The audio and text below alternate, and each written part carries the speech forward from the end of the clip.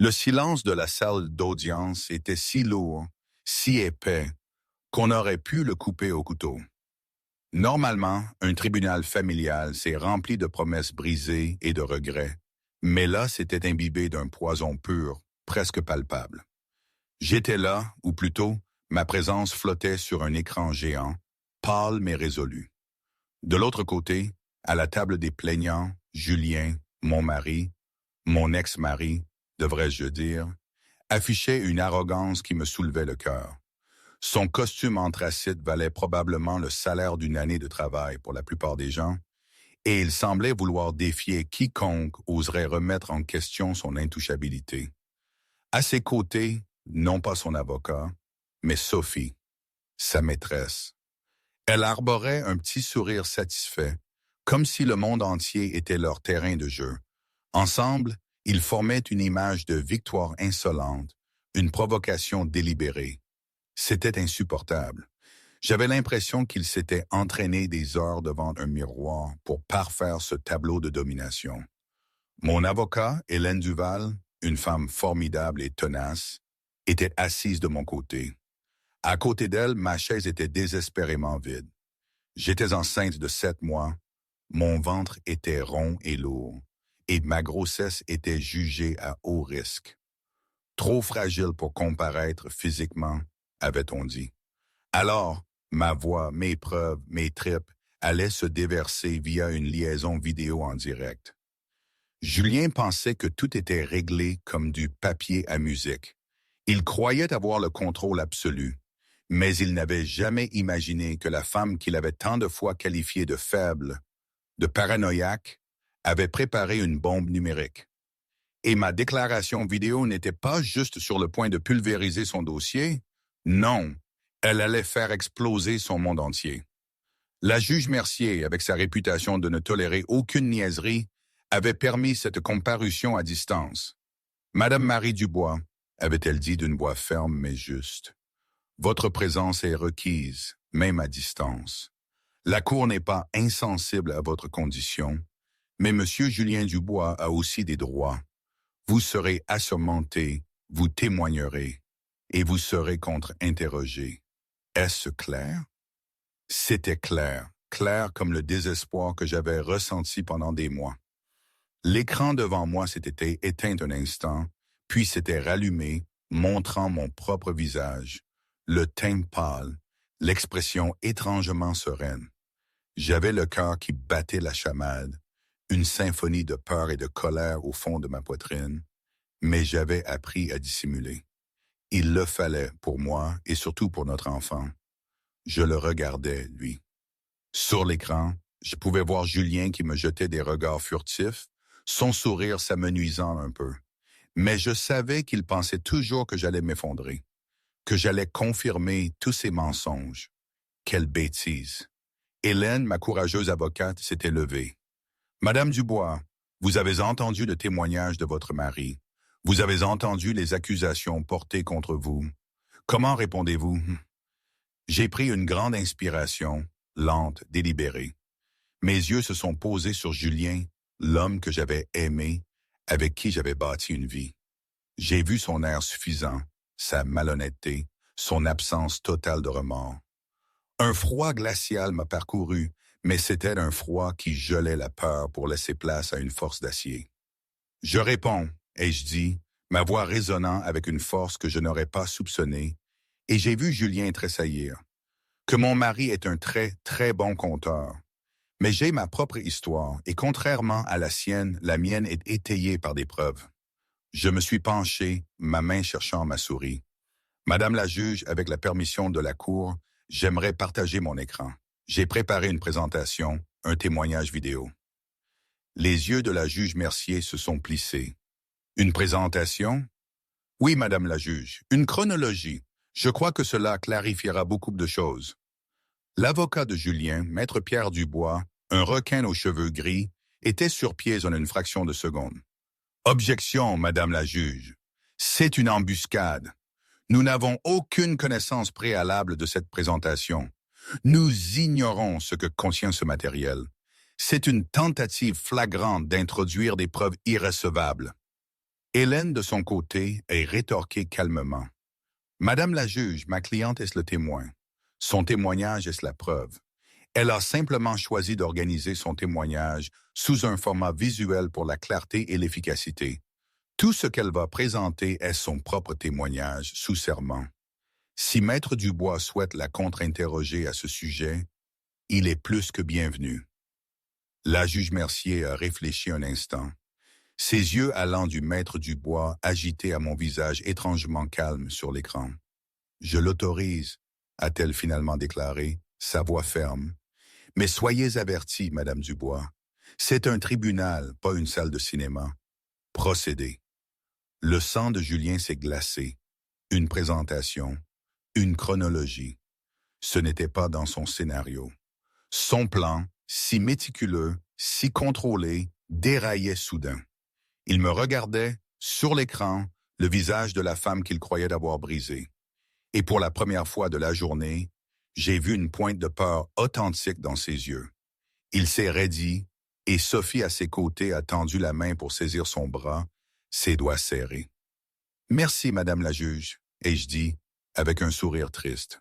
« Je suis prête. » Et d'un clic de souris, l'écran a changé.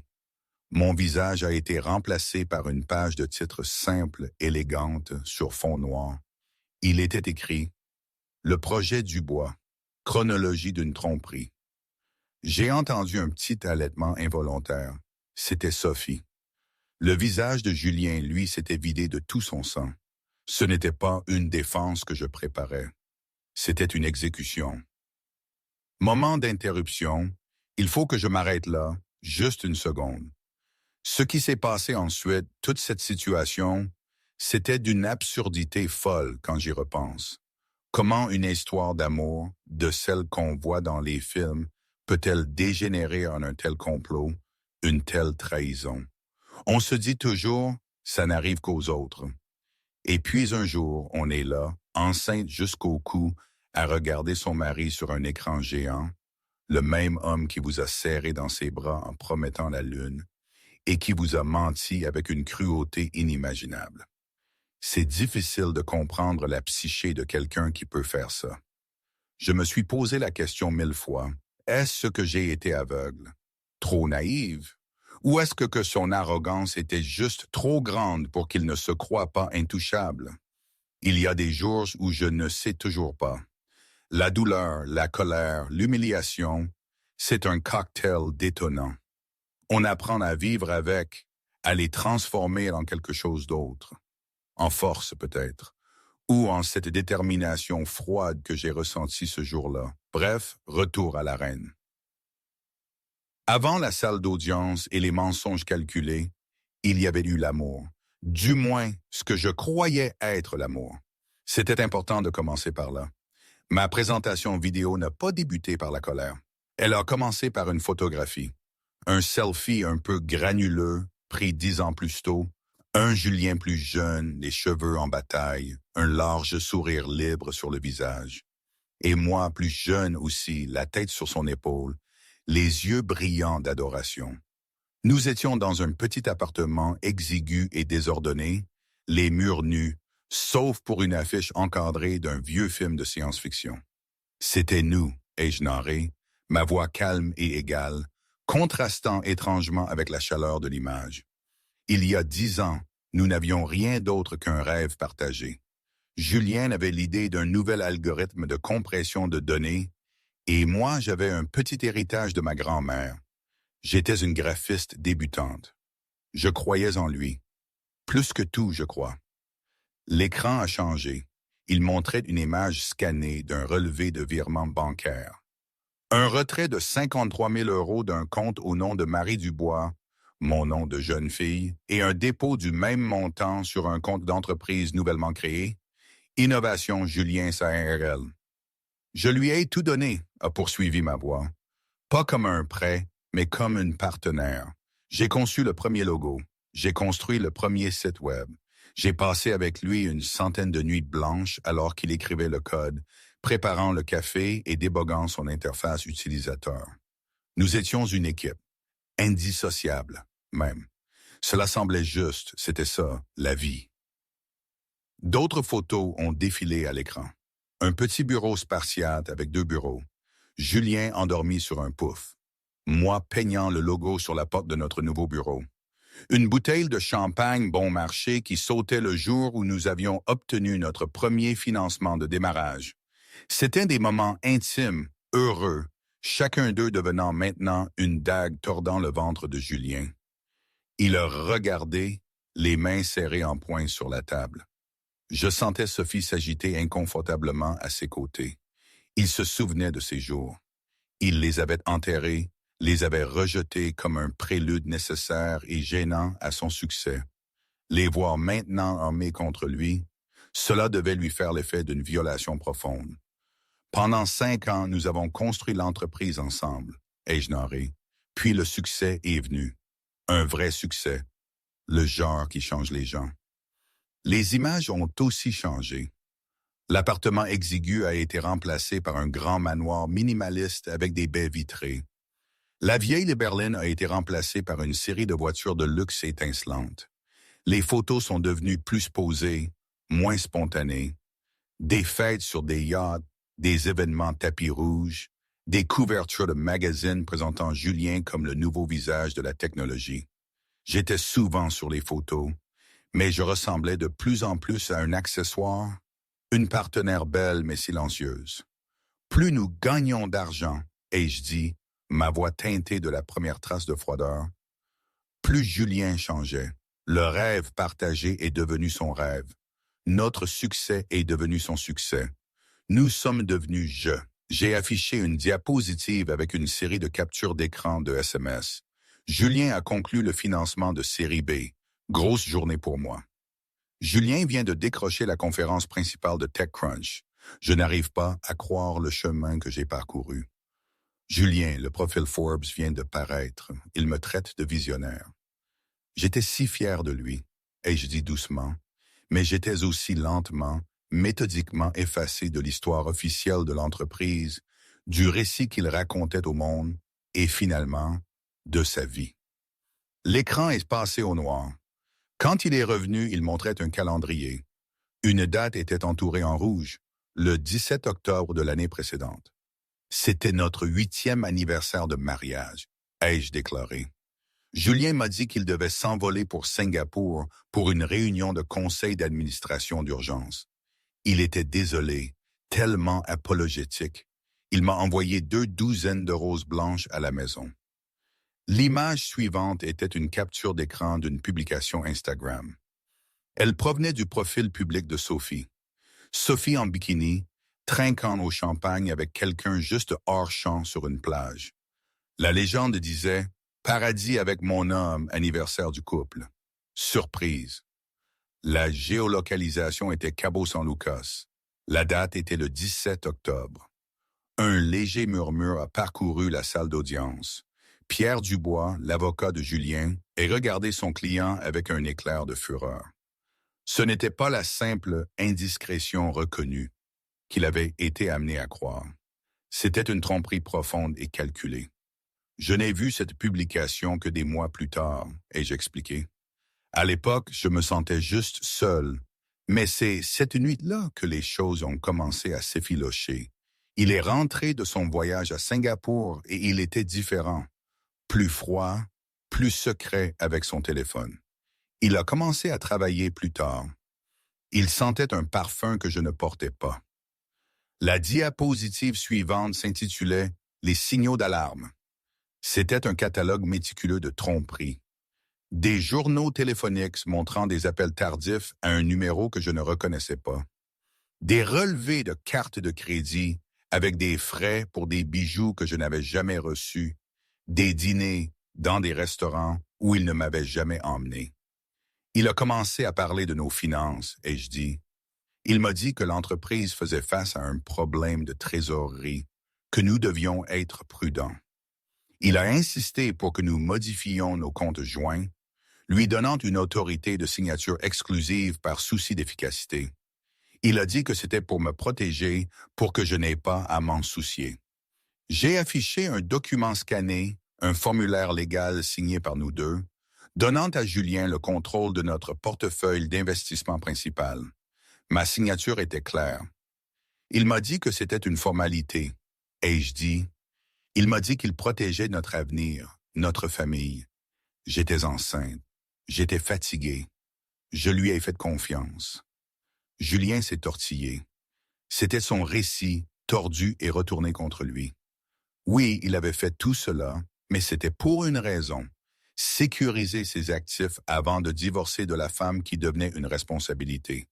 L'entendre exposé si clairement, si cliniquement, le faisait paraître monstrueux. Les dépenses, ai-je poursuivi, abordant directement l'accusation de Pierre Dubois. Maître Dubois affirme que j'ai fait une folie de dépenses. Il a raison. Je l'ai fait. Laissez-moi vous montrer ce que j'ai acheté. L'écran montrait une série de reçus, non pas pour des vêtements de marque ou des sacs à main. L'un était pour 15 000 €, le bénéficiaire, Blackthorn Digital Forensics. Un autre pour 25 000 €, le bénéficiaire, J.D. Harding et associés, enquêtes privées. Un autre pour 10 000 €, le bénéficiaire, Technology Securcom. Je n'achetais pas de chaussures, Madame la juge, ai-je dit, ma voix aussi tranchante que du verre. J'achetais une éducation. J'achetais la vérité, parce que je savais au fond de moi que mon mari ne me trompait pas seulement. Il essayait de m'effacer, et j'avais besoin de savoir pourquoi. L'image finale de cette section est apparue à l'écran. C'était une image fixe d'une caméra de sécurité, granuleuse et sombre. Elle montrait la porte d'entrée de notre maison. Julien se tenait là, étreignant Sophie, l'embrassant profondément avant qu'elle ne monte dans sa voiture. L'horodatage dans le coin indiquait 6h15 du matin, quelques heures seulement avant qu'il ne vienne dans la chambre, m'embrasse le front pendant mon sommeil et me dise qu'il allait au bureau pour commencer tôt. Il n'avait pas seulement une liaison. Ma voix a tremblé d'une rage contenue. Il vivait une vie complètement séparée, financée par notre richesse partagée, tout en me privant systématiquement de tout accès à celle-ci. Il m'a dit que nous étions ruinés alors qu'il lui achetait un nouveau cabriolet. Il m'a dit que j'étais paranoïaque alors qu'il l'amenait chez nous. Il m'a dit que j'étais instable parce qu'il avait besoin que je le sois. J'ai fait une pause, laissant le poids de mes mots emplir la salle d'audience silencieuse. Il n'a pas seulement brisé mon cœur, il a essayé de briser mon esprit. Il voulait que je paraisse folle pour que, le jour où cela arriverait, personne ne me croie. Il m'a sous-estimé. Il a oublié qui j'étais avant d'être Madame Dubois. Il a oublié que c'est moi qui l'ai aidé à bâtir cette maudite chose. Et je savais depuis le tout début où tous les cadavres étaient enterrés. L'écran est passé au noir une fois de plus, terminant la deuxième partie de mon témoignage. L'ambiance dans la salle d'audience avait changé irrévocablement. L'image du mari affligé et raisonnable avait été brisée. À sa place, un prédateur froid et calculateur. Julien ne regardait plus l'écran. Il fixait son avocat, le visage pâle de fureur et de panique. Le piège qu'il avait si soigneusement tendu pour moi venait de se refermer sur lui. Et le pire, c'est qu'il savait que les preuves les plus accablantes restaient à venir. La découverte de l'affaire avait été un coup de massue déchirant, mais pour moi, elle s'était rapidement transformée du chagrin en une prémonition glaçante. La nature calculée de la tromperie, les mensonges sur nos finances, le gaslighting subtil, tout cela pointait vers quelque chose de bien plus sinistre qu'une simple infidélité. Julien ne me quittait pas seulement. Il prévoyait de m'anéantir. La prise de conscience est venue une nuit sans sommeil. La lueur bleue de mon téléphone illuminait les larmes sur mes joues, tandis que je faisais défiler le compte de Sophie. Ce n'était plus de la tristesse que je ressentais. C'était une clarté froide et dure. Le chagrin était un luxe que je ne pouvais pas me permettre. La résolution était une nécessité. Parfois, quand je ne pouvais pas dormir la nuit, je pensais à mon père. À la façon dont il disait toujours « Ne fais confiance à personne qui semble trop beau pour être vrai ». Il parlait des marchands sur le marché, mais maintenant je le comprenais différemment. Le château, les promesses, tout semblait trop beau, trop parfait, Et la perfection n'existe pas. Ça, je l'avais appris à la dure. Il y a eu tant de petites choses, des détails que j'ai d'abord ignorés, puis que j'ai revus avec une acuité effrayante. Son besoin de contrôle grandissant, son regard éteint quand il me parlait de notre avenir, même la façon dont il choisissait mes vêtements ou mes mots en public. Des détails, des micro-agressions. Tout s'accumule. C'était le cœur de la troisième partie de mon témoignage vidéo que j'ai intitulé L'enquête. Quand vous passez une décennie avec un homme comme Julien, ai-je narré sur un écran noir, vous apprenez ses habitudes, ses mots de passe, ses angles morts. Sa plus grande faiblesse a toujours été son arrogance. Il croit qu'il est plus intelligent que tout le monde dans la pièce. Il n'imagine jamais que les personnes qui rejettent, son assistante, le technicien informatique, sa femme, font attention. L'écran s'est illuminé avec un diagramme complexe, un organigramme du réseau domestique des Dubois. Il montrait des ordinateurs portables, des téléphones, des télévisions intelligentes, et au centre de tout cela, un serveur haut de gamme que Julien utilisait pour des projets personnels et des sauvegardes de données. C'est notre réseau domestique, ai-je expliqué. Julien l'a conçu lui-même. Il en était fier. Il l'appelait Fort Knox. Il m'a même expliqué les protocoles de sécurité il y a des années, voulant se montrer. Il m'a expliqué comment le serveur principal créait une sauvegarde cryptée en miroir de chaque appareil qui y était connecté toutes les 24 heures. Un instantané numérique parfait. Son téléphone, mon téléphone, son ordinateur portable, tout. Un cercle rouge est apparu sur le diagramme mettant en évidence un port spécifique sur le serveur. Il m'a aussi montré la porte dérobée qu'il avait construite pour lui-même, un port de maintenance pour un accès à distance au cas où le système principal tomberait en panne. Il en était si fier qu'il a écrit la clé d'accès sur un post-it et l'a collé au fond de son tiroir de bureau. Il m'a dit que c'était une sécurité par l'obscurité. Je lui ai dit que c'était de l'orgueil démesuré. L'image suivante était un gros plan de ce fameux post-it, une chaîne de 16 caractères alphanumériques. Le visage de Julien est devenu livide. Il se souvenait de cette conversation. Il avait été condescendant, expliquant le système complexe à sa firme non technique. Il n'avait jamais imaginé que je comprenne réellement. Il n'avait certainement jamais imaginé que je l'utiliserais un jour. Pendant 6 mois, ai-je continué, ma voix stable malgré le souvenir, j'ai vécu une double vie. Le jour, j'étais la femme enceinte et triste jouant le rôle qui l'attendait. J'allais à mes rendez-vous chez le médecin, je décorais la chambre du bébé, je le laissais me voir pleurer. Mais la nuit, quand il travaillait tard ou lors de l'un de ses voyages d'affaires, je chassais. L'écran a montré un enregistrement d'écran d'un ordinateur. Le public a vu mon curseur naviguer avec expertise dans un système de fichiers complexe. C'était une image miroir de l'ordinateur portable de Julien. J'ai ouvert un dossier nommé Archive iMessage. Il était assez intelligent pour supprimer les SMS incriminants de son téléphone, ai-je expliqué. Mais il a oublié le serveur. Le serveur sauvegardait tout instantanément. Un torrent de messages textes entre Julien et Sophie a rempli l'écran. Sophie, Hélène a tellement appelé, les faisant semblant d'être mon ami et m'écoutant se plaindre que tu travailles trop. Julien, tu es une guerrière, on y est presque. Pierre prépare la requête initiale. Le récit est essentiel. Nous devons établir un schéma d'instabilité. Sophie, tu as transféré les fonds sur le compte des îles Caïmans, Julien. Julien, la phase 1 du bouclier d'actifs est terminée. Elle ne verra pas un centime de versement d'Omnicorp. Sophie, elle m'a demandé pour la baby shower. L'ironie est délicieusement écœurante. Julien, fais comme si de rien n'était. Plus tu seras présente dans sa vie, plus elle paraîtra folle quand elle finira par t'accuser. C'est parfait. Hélène, mon avocate, a dû se stabiliser sur son pupitre.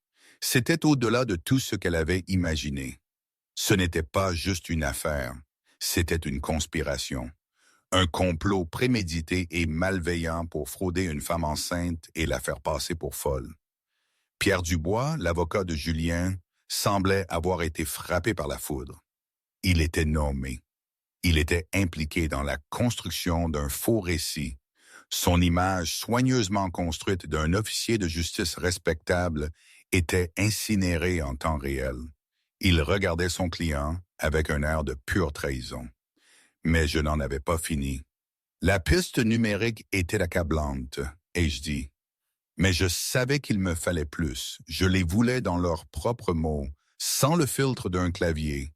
Je devais prouver l'étendue réelle de leur plan. C'est là que j'ai acheté les services de Secure.com Technologies. L'écran a montré une facture pour 3 détecteurs de fumée audio-vidéo haute fidélité. Notre maison a beaucoup d'angles morts, ai-je expliqué. J'ai engagé un technicien sous le prétexte d'améliorer notre système de sécurité incendie avant l'arrivée du bébé. Je l'ai généreusement payé en espèces pour installer 3 détecteurs de fumée spéciaux, un dans la chambre principale, un dans la cuisine et un dans le bureau de Julien. Un souffle collectif audible a rempli la salle d'audience. C'était le moment où tout a basculé. La dynamique du pouvoir n'avait pas seulement changé, elle avait été inversée avec une force assourdissante. Pendant les 3 mois suivants, j'ai écouté, ai-je dit, et pour la première fois, ma voix s'est brisée d'une douleur crue et viscérale. J'ai écouté mon mari et sa maîtresse chez moi dans mon lit, planifiant ma destruction. Je les ai écoutés se moquer de moi. Je les ai écoutés rire de la façon dont ils allaient me laisser sans rien. Comment ils se battraient pour la garde et prouveraient que j'étais une mère inapte. J'ai dû me forcer à manger pour le bébé. J'ai dû m'empêcher de crier. Chaque nuit, je téléchargeais les enregistrements, les étiquetais et les sauvegardais. Je vivais de tisanes de camomille et d'une rage pure et inaltérable. J'ai pris une grande inspiration, me recomposant. La fissure momentanée dans mon armure n'a fait que rendre ma détermination plus redoutable. J'ai plus de 200 heures d'enregistrement audio et vidéo, ai-je déclaré, ma voix redevenant calme et glaciale. Mais je crois que pour les besoins de cette audience, le tribunal n'a besoin d'en voir qu'un seul. Une conversation qu'ils ont eue il y a 2 semaines dans le bureau de Julien. Ils célébraient. La dernière diapositive de cette section est apparue. C'était une image fixe, une miniature vidéo montrant Julien et Sophie sur le canapé en cuir de son bureau. Ils tenaient des coupes de champagne, souriaient, l'air triomphant. Le titre sous l'image disait « Pièce à conviction à le tour d'honneur ». Ils croyaient qu'ils avaient déjà gagné. Ils pensaient que leur plan était parfait, et je dis, ma voix tombant à un murmure. Ils étaient sur le point de demander le divorce. Ils discutaient de leur avenir. Et ils discutaient d'un secret beaucoup, beaucoup plus grand que moi, ou que l'affaire, ou que l'argent. J'ai regardé directement l'objectif de la caméra, comme si je fixais l'âme de mon mari. Il parlait de la raison pour laquelle l'argent devait être caché si désespérément. Il parlait de la fraude criminelle chez Innovation Julien. Le mot « fraude » est resté suspendu dans l'air comme une sentence de mort. Julien s'est levé de sa chaise d'un bond. « Mensonge !» a-t-il hurlé, son visage violet de rage et de terreur. « Elle est folle, c'est illégal. On ne peut pas enregistrer quelqu'un chez soi. » Sophie avait l'air d'un fantôme. Son visage était un masque de panique gelé. La juge Mercier a claqué son marteau, le son claquant comme un coup de fusil à travers la salle d'audience. « Monsieur Dubois, asseyez-vous. Asseyez-vous maintenant ou je vous ferai expulser et tenir en état d'outrage. » Julien, tremblant lentement, a coulé de nouveau dans sa chaise, les yeux écarquillés d'une peur primitive. Il n'était plus un maître de l'univers. Il était un animal pris au piège, et il commençait juste à réaliser que les mâchoires s'étaient refermées. « Maître Duval, » a dit la juge, sa voix dangereusement basse, tournant son attention vers l'écran. « Un mot de prudence. Votre cliente porte une accusation extrêmement grave, et elle vient d'admettre avoir potentiellement violé les lois sur l'écoute clandestine.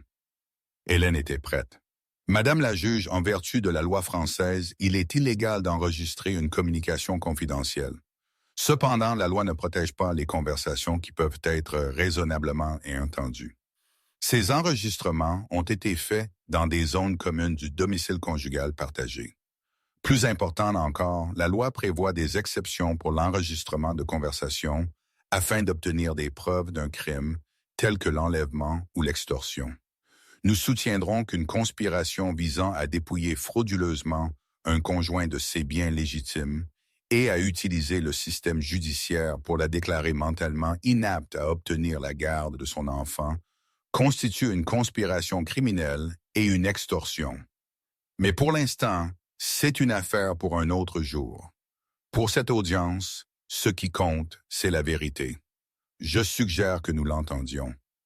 La juge Mercier a regardé l'écran pendant un long moment silencieux. Toute la salle d'audience a retenu son souffle. Puis elle a donné un signe de tête bref et sec. « Madame Dubois, a-t-elle dit, lancez la vidéo. » Sur l'ordre de la juge, j'ai cliqué sur le bouton de lecture. L'image fixe de Julien et Sophie sur le canapé a pris vie. L'audio était parfaitement clair, un témoignage de l'équipement coûteux que j'avais acheté. La vidéo s'est ouverte avec le tintement de verre en cristal. Julien et Sophie rayonnaient. « À nous !» a dit Julien, sa voix douce et triomphante. « Au nouveau départ, phase terminée. » Je n'arrive pas à croire à quel point c'était facile à a dit Sophie prenant une gorgée de champagne. Elle a retiré ses talons et a replié ses jambes sur le canapé. Elle a tout signé, sans poser de questions. Bien sûr qu'elle l'a fait, a ricané Julien, se penchant en arrière. Elle est trop occupée à choisir les couleurs de la chambre de bébé et à s'apitoyer sur elle-même pour regarder les petites lignes. Elle me fait confiance. Pathétique, vraiment. Dans la salle d'audience, tous les yeux étaient rivés sur l'écran. Julien lui-même semblait hypnotisé, assistant à sa propre chute avec une fascination horrifiée. Sophie avait les mains sur son visage, son calme soigneusement construit étant complètement démoli. À l'écran, Sophie a tracé le rebord de son verre. « Es-tu sûr que Pierre a bien calé le récit, l'angle de l'instabilité? » Calé et chargé, et confirmé Julien avec un sourire suffisant. Il a les relevés de cartes de crédit, les témoins du club qui l'ont vu l'air désemparé. Le temps que nous arrivions au tribunal, elle aura l'air d'une épave hystérique et paranoïaque. Nous lui proposerons un arrangement si bas qu'elle devra l'accepter. Et la garde? Un juge jettera un coup d'œil à nos preuves et à son état émotionnel et verra que l'enfant est mieux avec un père stable et prospère. Et sa nouvelle partenaire aimante, a ajouté Sophie, se penchant pour l'embrasser. La cruauté désinvolte de cela était stupéfiante. Ils ne discutaient pas seulement de stratégie juridique, ils se délectaient de leur propre malice.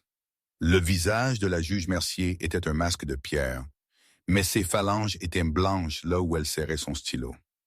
Ensuite, la conversation a changé. Dès que le divorce est finalisé et que son nom est effacé, a dit Julien, son ton devenant plus sérieux, plus professionnel. Nous pourrons passer à l'acquisition. Est-ce toujours sûr? A demandé Sophie, une lueur de véritable inquiétude dans sa voix. Les chiffres, ceux que tu as truqués pour la ronde de financement de série C, si quelqu'un y regarde de trop près avant que l'accord Omnicorp ne soit conclu. Julien a agité une main dédaigneuse. Personne ne regarde. Les auditeurs ont signé. Ils voient ce que je veux qu'ils voient.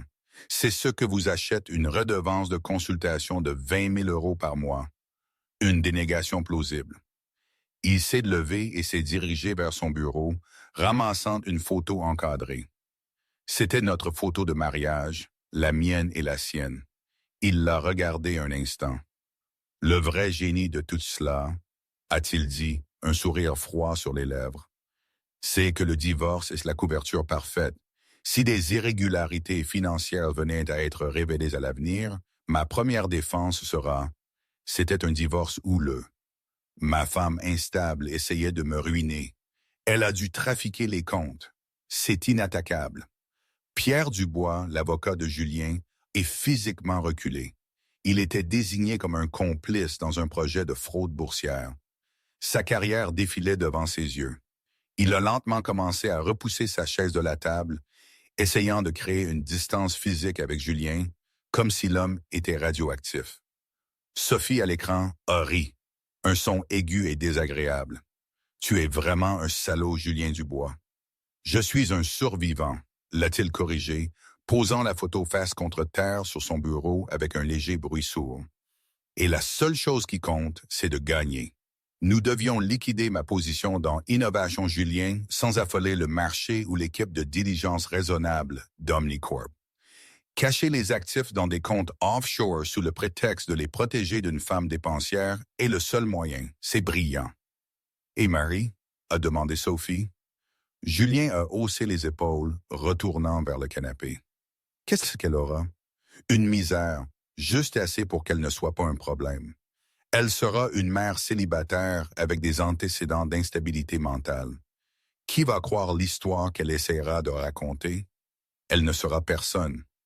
Et nous, a-t-il dit, prenant le menton de Sophie dans sa main, nous serons à Monaco.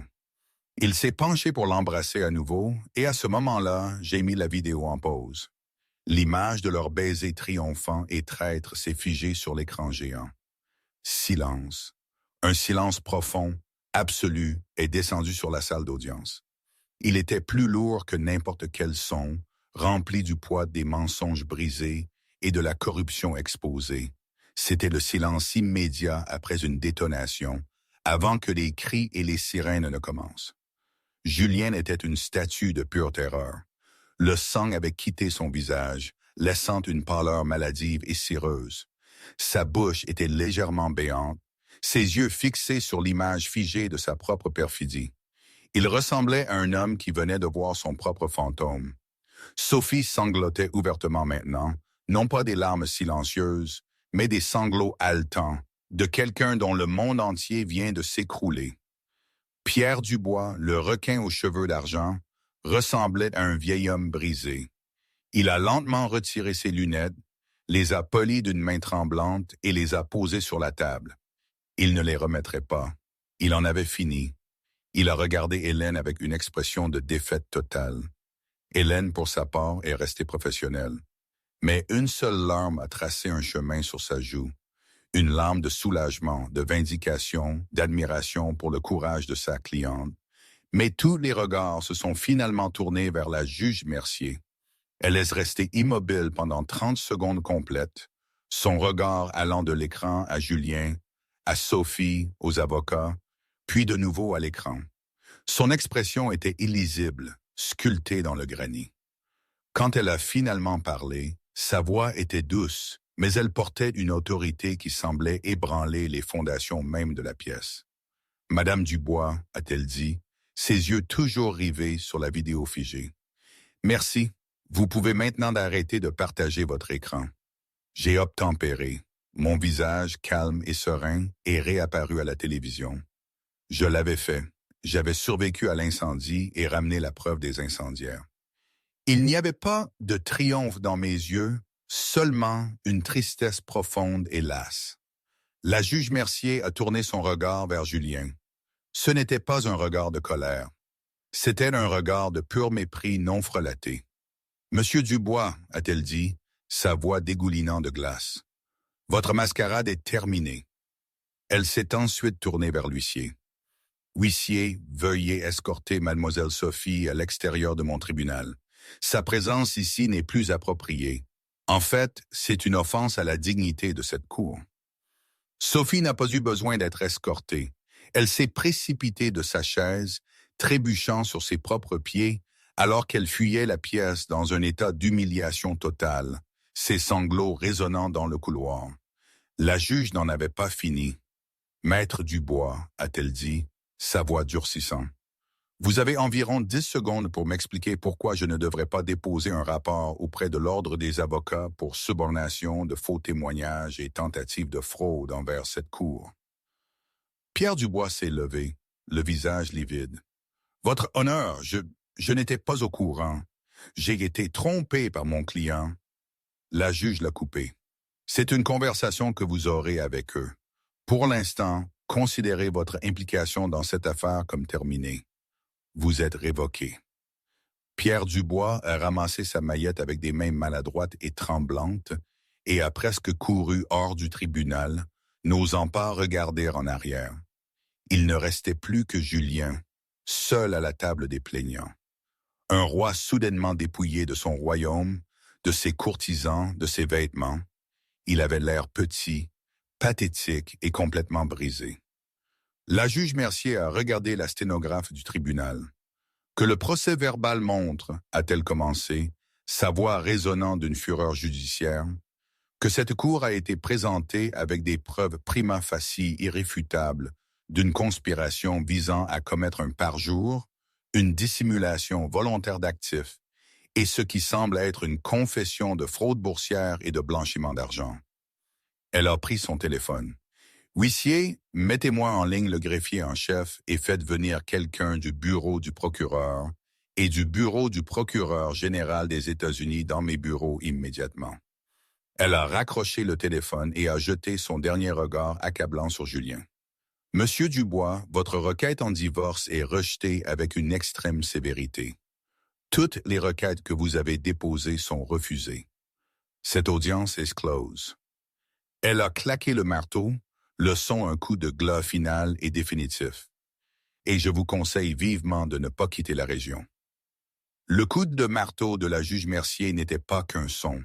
C'était une fracture dans la réalité. Pour Julien, le monde s'est compressé en un tunnel hurlant de silence. Le bois poli de la table des plaignants lui semblait froid et étranger sous ses paumes moites.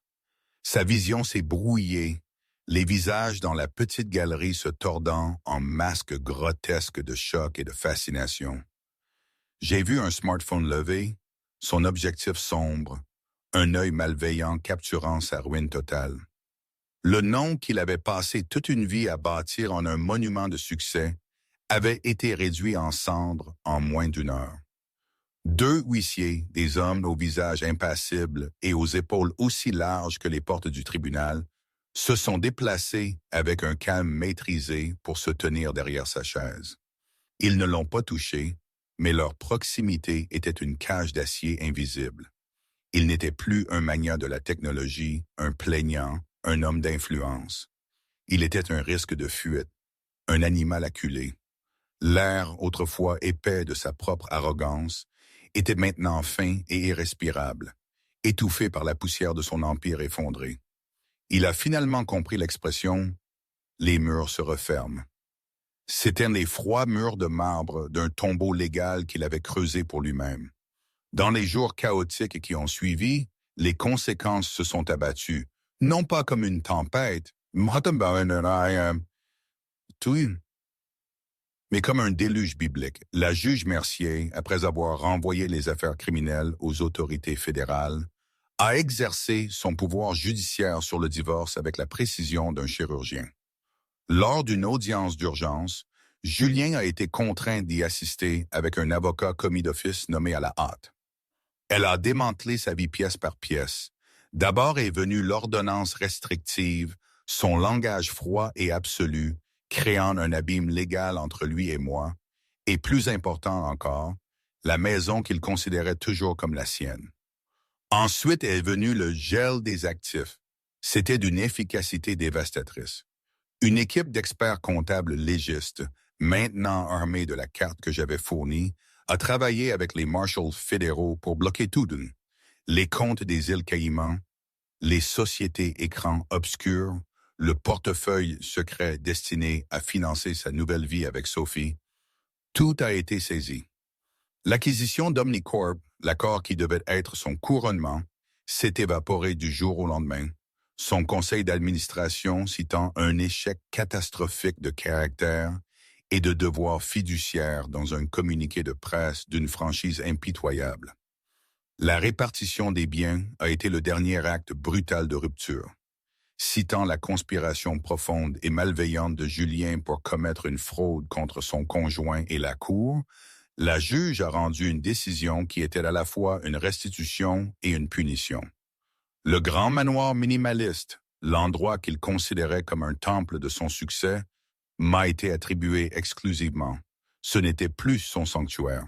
C'étaient les trophées d'une guerre qu'il avait perdue. De ce qui restait de leur fortune légitime, la juge l'a tranché avec une lame de pure justice. 75% m'ont été accordés, une somme destinée à assurer mon avenir et celui de ma fille. Les 25% restants ont été placés dans une fiducie blindée pour le bébé, me désignant comme tutrice, mais gérée par une banque tierce, garantissant que Julien ne pourrait jamais y toucher. Quand le décompte a été fait, Julien, l'homme qui avait fait la couverture des magazines d'affaires, s'est retrouvé avec un seul compte courant contenant moins de 5 000 €, une garde-robe de costumes coûteux qui lui semblait maintenant être un déguisement, et une facture juridique qui s'étendait dans la stratosphère. Sa vie a dégénéré en une série de chambres beiges et sans âme, les bureaux sombres d'avocats de la défense pénale surchargés de travail, qui parlaient d'un ton plat et pessimiste. Il ne voyait pas un visionnaire. Il voyait un client désespéré avec une affaire très médiatisée et sans argent. Il a vu son propre visage hagard aux nouvelles, la vidéo triomphante de sa confession tournant en boucle. Il n'était plus une personne, mais un spectacle de disgrâce. Le coup le plus cruel était venu lorsque son nouvel avocat l'a informé, avec un manque distinct de sympathie, que Sophie avait obtenu l'immunité en échange de sa pleine coopération. La femme avec qui il avait planifié un avenir était maintenant le témoin clé de son accusation. Sa trahison, aussi complète et calculée que la sienne, avait été son coup de grâce. 6 mois ont passé. L'automne s'est transformé en hiver, et l'hiver a fondu en un printemps hésitant. À l'intérieur de la maison qui était maintenant un havre de paix, j'avais systématiquement effacé les derniers vestiges de mon ex-mari. J'avais repeint son bureau, un doux et chaud beige crème. Ses vêtements ont été donnés, ses récompenses et photographies emballées dans des boîtes et reléguées dans une lointaine unité de stockage. J'ai trouvé une consolation surprenante dans le travail physique, passant des heures dans le jardin, arrachant les mauvaises herbes et plantant de nouvelles vies, hortensia, lavande et un petit potager. À chaque mauvaise herbe arrachée, j'avais l'impression d'éradiquer un souvenir douloureux. À chaque nouvelle floraison, je cultivais mon propre avenir. La maison n'était plus silencieuse et tendue. Elle était remplie des doux gargouillis de ma fille, Juliette. Née dans les moments calmes d'une aube de janvier, Juliette était mon ancre vers le nouveau monde que j'avais construit. Elle était une petite créature parfaite, d'une pure innocence, intacte par le sordide drame qui avait précédé son arrivée. La bercer pour l'endormir au milieu de la nuit, je la regardais et ressentais un amour si féroce et protecteur qu'il éclipsait toute la douleur qui avait précédé. C'était pour cela que je m'étais battu. Un après-midi d'avril lumineux, Hélène est venue me rendre visite. Nous avions forgé un lien qui transcendait celui d'avocate et de cliente. Nous étions assises dans la cuisine baignée de soleil, sirotant du thé, l'air rempli de l'odeur de pain fraîchement cuit. Hélène a fait glisser une simple enveloppe Kraft sur l'îlot de cuisine poli. « C'est officiel », a-t-elle dit, sa voix douce. J'ai regardé l'enveloppe mais ne l'ai pas saisie. J'ai rencontré le regard de mon ami. Il a accepté l'accord. Hélène a hoché la tête. Il a accepté le plaidoyer. Ses avocats savaient qu'il n'avait aucune chance au procès. Vos preuves étaient une bombe nucléaire, Marie. Il plaide coupable d'un chef de fraude électronique et d'un de fraude boursière. Le procureur des États-Unis recommande une peine de 12 ans dans un établissement correctionnel fédéral. Avec bonne conduite, il sera libéré dans 8 ans. 8 ans, le nombre est resté suspendu dans l'air. J'ai pensé à Juliette, qui serait à l'école primaire à ce moment-là. J'ai ressenti une étrange douleur creuse. Ce n'était pas du triomphe. Le temps pour cela était passé. C'était la finalité lourde et sombre de la clôture. Une porte n'était pas seulement fermée, elle était murée, scellée pour toujours. Et Sophie, ai-je demandé, ma voix à peine un murmure. Elle a témoigné contre lui lors de l'audience du grand jury, a dit Hélène, une note de dégoût dans son ton. En échange, elle a plaidé coupable d'un chef de conspiration mineur. Elle a obtenu 5 ans de probation et une amende qui effacera toutes les économies qu'elle avait. Son nom est désormais un poison dans tous les cercles qu'elle a essayé d'intégrer. D'une certaine manière, sa sentence est une vie qu'elle s'est fabriquée. J'ai hoché la tête prenant une lente gorgée de mon thé. J'ai regardé par la fenêtre le jardin, les jeunes pousses se frayant un chemin à travers le sol sombre. J'étais passé par le feu, traîné à travers les parties les plus sombres de l'âme d'une autre personne. Mais je n'avais pas été consumé, j'avais été forgé. Merci Hélène, ai-je dit, ma voix remplie d'une gratitude profonde et tranquille. Pour tout, pour m'avoir cru alors que j'avais à peine la force de me croire moi-même. Hélène a tendu la main sur la table et a posé sa main sur la mienne. Marie, j'ai juste tenu la lampe de poche. C'est toi qui as navigué dans le labyrinthe et terrassé le monstre. Tu es la personne la plus forte que j'ai jamais eu l'honneur de représenter. Plus tard ce soir-là, après le départ d'Hélène, je me suis tenu près de la grande fenêtre du salon, tenant Juliette serrée contre moi. Ma fille dormait, son petit corps chaud et lourd contre ma poitrine. Le soleil couchant peignait le ciel de teintes orange et violette. J'ai pensé à l'homme qui était le père biologique de Juliette, un homme qui n'existerait pour ma fille que comme un récit d'avertissement, une photographie fanée dans une boîte scellée. J'ai ressenti un pincement de pitié, non pas pour l'homme qui allait en prison, mais pour l'homme que j'avais autrefois aimé, l'homme qui s'était égaré si complètement qu'il avait essayé de détruire tout ce qu'il y avait de bon dans sa vie. J'avais survécu à Julien. Plus que cela, j'avais prévalu. J'avais perdu un mari, un partenariat et une vie qui, je l'ai réalisé, avait été construite sur des mensonges. Mais dans les cendres, j'avais trouvé ma propre force inébranlable. J'avais trouvé ma voix et j'avais ma fille. Je serrais Juliette un peu plus fort, mes lèvres effleurant le doux duvet de ses cheveux. « Il n'y a que toi et moi, ma petite », ai-je murmuré dans le silence de la pièce. « Et nous allons bâtir un monde magnifique juste pour nous. » Et aujourd'hui, je ne sais pas. Parfois, je pense que c'était le meilleur qui puisse m'arriver. Parfois, je pense que j'ai fait une erreur quelque part, qu'il y avait peut-être une autre voie. Probablement les deux. C'est comme ça, la vie, non? Rien n'est simple, rien n'est parfait, mais c'est ma vie, et elle est pleine.